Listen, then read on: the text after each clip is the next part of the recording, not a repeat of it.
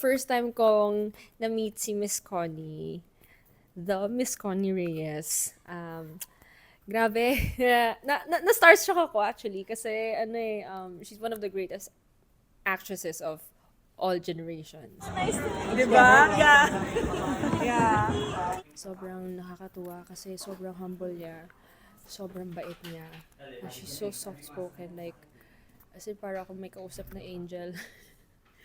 Tapos, sabi niya sa akin, nakita niya ata ako sa isa sa mga competitions or contests. I think I was younger.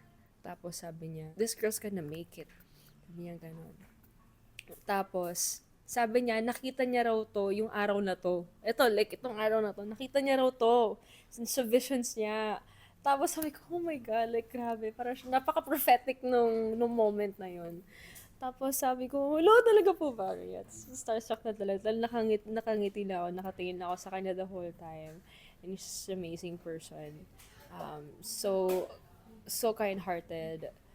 And she shares so much wisdom sa lahat ng mga artists actually na nakakatrabaho niya and mga nami-meet niya. God bless you.